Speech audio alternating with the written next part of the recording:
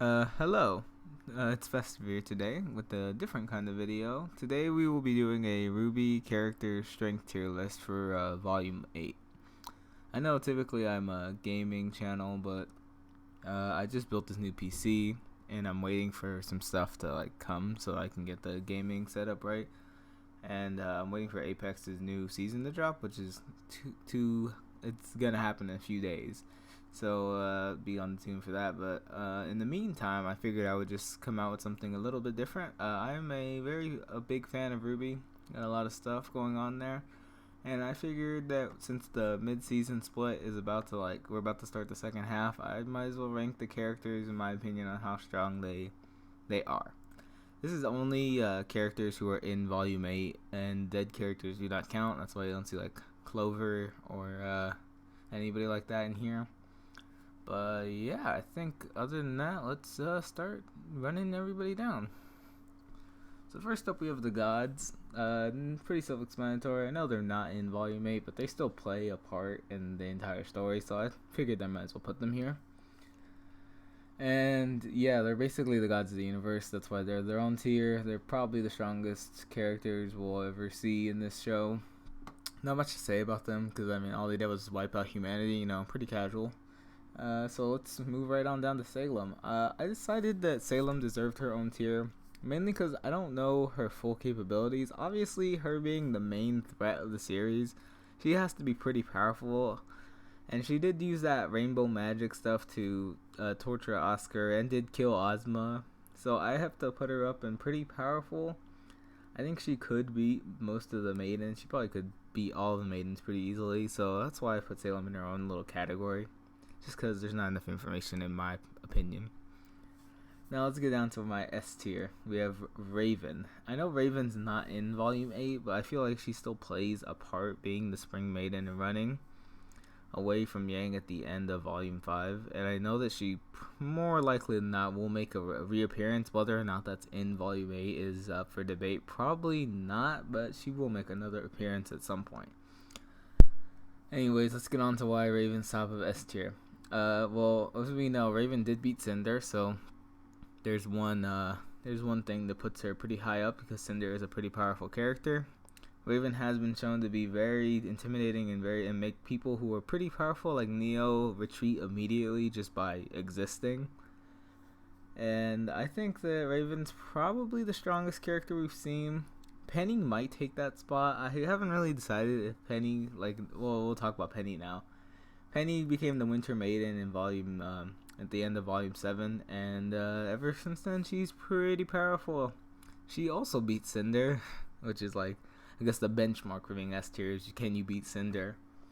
And could she beat Raven? It's really up to debate. I'm not sure if she could beat Raven. Her very naive look at life, and she's kind of I don't want to say she's a RWBY clone because she does have her own development and stuff, but she's got that RWBY positive attitude to her that leads her to make very unwise decisions sometimes. So right behind Penny we have Cinder. No surprises here. Cinder's up here on the list. She's very powerful ever since she stole the powers from the Fall Maiden. She defeated a lot of characters on this list, including killing Ozpin. And I know that Ozpin isn't really known as the strongest character, but I felt like still defeating him was a notable achievement, seeing as he did seem like he was pretty powerful.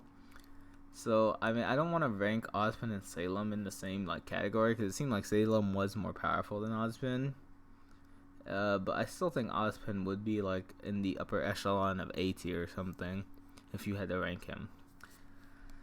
So yeah, not many characters in S tier, so let's move on down to A tier. At the start of A tier, we got good old Ironwood. I went back and looked at some old Volume 3 of Ironwood fighting, because at first I didn't want to rank him above Hazel, but I felt like watching him fight and seeing his hand-to-hand along with his hand cannon, he's definitely up there. He definitely can fight.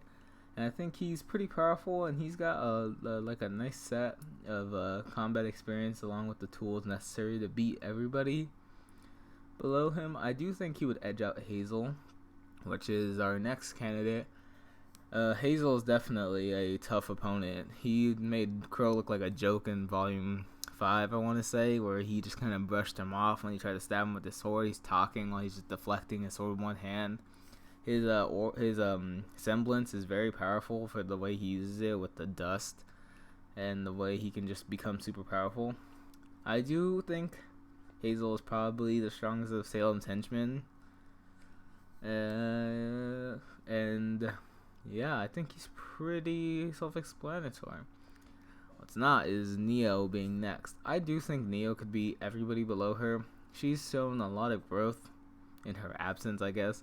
And I mean, to be fair, in Volume 3, she did take Yang out, and she pretty handily beat RWBY. I know she had Roman helping her, but before she got, like, whisked away, she was kind of just handling RWBY on her own. Roman wasn't really doing that much. And Neo has shown that she can take on Cinder before she uses her maiden powers. Like, when they had their scuffle in Volume 6, she was giving Cinder some good blows. The only reason she ended up, like, backing down was because Cinder showed that she was a maiden. Which, like, fair enough. One thing to note is Neo also left when Raven attacked her, showing that she does know and she's outmatched and tends to be a smarter character than others.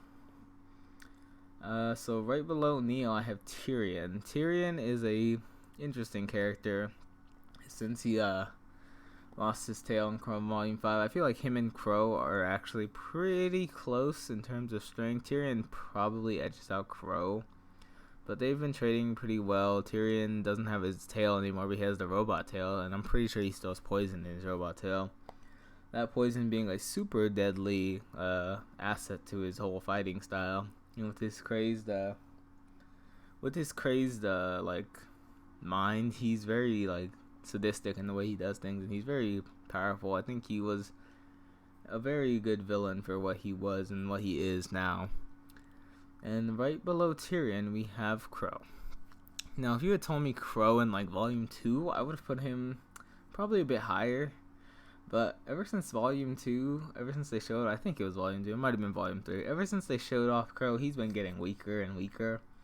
Like, maybe that's not true, maybe the enemies are just getting stronger, but I feel like Crow's been kind of overshadowed in the recent volumes, getting his shit kind of pushed in by Hazel, losing to Tyrion. To be fair, he only really lost to Tyrion because of RWBY and his bad luck charm. And one thing he did do was help kill Clover, but I wouldn't call that a win in Crow's book, but still a very good huntsman. He's got the only other scythe in the story, even though most of the time it's a sword, because scythe fighting doesn't seem very practical. And right below Crow, I have Winter. Now, I put Winter and Crow next to each other because they're really interchangeable. In Volume 2, I definitely think they were even, with Crow maybe having the slight edge on Winter. But as the volumes have gone on, I'd probably actually put Winter above Crow. Let me just... There you go.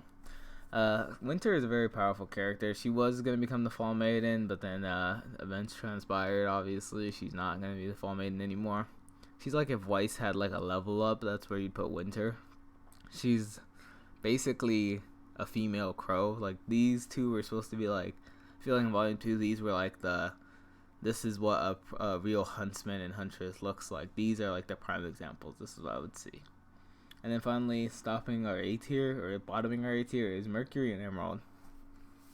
Now, obviously, Mercury hasn't had too much screen time in Volume 8. He is in it, but he doesn't do a lot. I'm hoping that in the upcoming episodes, he'll do a little bit more. But I still want to include him because him and Emerald are like the pair. I think Mercury could beat Emerald. I like his fighting style with his robot legs. He uses the air to kick. And he's got a very interesting like approach to the way he does things. I know he lost to Yang in Volume 3, but I'm pretty sure he threw that on purpose to like obviously have Volume 3 happen. And then Emerald speaks for herself. Very powerful character. She has she told Cinder she's working on her semblance, and she did attempt to help Cinder defeat Penny when they attacked her. Even though it wasn't successful, I still think that Emerald can be a very good asset and a very strong character. Yeah, her only downfall is if she gets ganged up on. Obviously, she has a bit more trouble taking on more than one person. But this is solely like if these characters had to 1v1 each other. We're not talking about like groups. And now let's start our B tier. Now I have Robin at the top of B tier. This is a a debatable pick. Obviously, I'm not 100% sure on this one because I feel like Robin. We haven't seen her fight. All we've seen her is had a brief exchange with Blake and Yang, but based on that brief exchange, I say she held herself pretty well, and I think she could take all the people below her, except for maybe Harriet. So take Robin's placement kind of with a grain of salt, because we haven't really seen her do anything besides that. So yeah. Next we have Harriet. I do think that Harriet's the strongest of all the Aesops. That might just be like headcanon, because I feel like all the Aesops are supposed to be like equal, but I think Harriet might edge them out a little bit with her speed semblance and her being able to basically catch up. And she was like the only member of the Aesops that was actually giving Team RWBY a bit of a run for her money. She was kind of giving RWBY a good fight until Weiss interrupted. The only thing I'd knock Harriet for is that she seems to have an anger problem that leads her to make very irrational moves, like when she rushed RWBY and ran into the ice wall because she wasn't looking out for Weiss. But other than that, I think the Harriet's placement here is pretty good. Next we have Team RWBY, all of them ranked right after each other. And these are ranked in order, so I do think that Yang is the strongest member of Team RWBY at the moment. I think her semblance and her having a very strong aura, because one thing that I do like to think is that Yang's semblance is only as good as her aura is, and I feel like Yang has one of the better amounts of aura of all the people, because she's able to, once she turns her eyes red and she takes her like double damage power, she's able to actually dish out a pretty decent amount of damage. And I think she'd be able to rock the rest of Team RWBY pretty handily. Next we have RWBY. This one's a little iffy, but I do feel like RWBY could beat Blake and Weiss. I feel like she's really been working on her like fighting ability and her semblance a lot, which has let her become a very powerful character, and also her scythe being able to change the direction it's facing now makes her more like capable of switching into the different fighting style in case she like asks to like rotate it and fight. And I just think that with the combination, she could use her fighting style and her sniper rifle to defeat Blake and Weiss. Next, we have Blake. I think that Blake could beat Weiss, but honestly, I think Weiss could also beat Blake. I think it's a toss-up between these two, because Weiss learning how to summon the Knight is really powerful. The Knight is obviously really strong. And their fight could probably go either way. I'm gonna edge it out to Blake just because I feel like Blake's nimbleness will let her like take Weiss, because Weiss is a bit of a clunky fighter if you go by like how she approaches things. And next we have the rest of the Aesops. I know that one of them isn't here. I couldn't find his picture in this tier list. This is not my tier list, and but he would go like right here in between Nora and Meryl right here. Anyways, I ranked the rest of the Aesops together because I don't know. I know that in Volume 8 they tried to say that the Aesops were holding back against Team RWBY, but I rewatched the fight like right before I made this, and I'm just not convinced. Like, they literally say they had their chance, let's take them down. You're not going to convince me that they were holding back. I think that the Aesops were built up. They're supposed to be like a really powerful force, but in the end, they're not that powerful. Also, I feel like they have a lack of aura. Like, they each take like one hit and go down. And even though they can be good when they're working together, you're like, oh, but that was like in the 1v1. They weren't really even 1v1ing because some of them were paired up. Like, I feel like that they just like, for Atlas's best, I feel like they could have done better. That's just my opinion. Next we have the Team Juniper. I think Team Juniper is kind of like they're okay. They're not the greatest characters so far, like in terms of strength. One thing I do notice is that Ren has this habit of doing the same move where he like launches himself at people, and every time he does that, it gets countered. Like when Neo did it, and when the Grim that whooped Oscar did it. Both times it didn't really work. I think Nora could beat the rest of them. Her fighting style is really good. And her semblance, when it works, is very powerful, and it goes through. I say when it works, but I'm saying when she gets the opportunity to use it, is what I mean.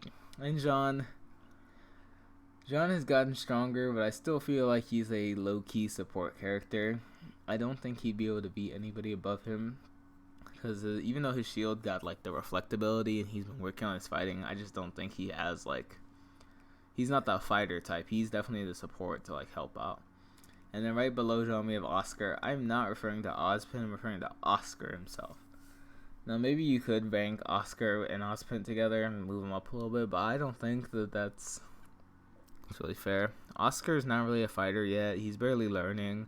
He did get rolled by that one Grim, and he doesn't really help when they fight. He helps a little bit, like when he punched Neo out of her cloak. But let's be real, that was definitely plot. There was no way Neo couldn't have blocked that shot at her. That should have been easy. But Oscar, yeah, not much of a fighter. Right below Oscar we have, yeah, so this is my volume 8 tier list. If you wanna debate me in the comments on why this person should go this way, I'm happy to oblige and talk to you guys, so be sure to comment about it, what you think. And hopefully the rest of volume 8 plays out and it's a good volume. So I hope you guys enjoyed this video. I'll see you in the next one. Bye.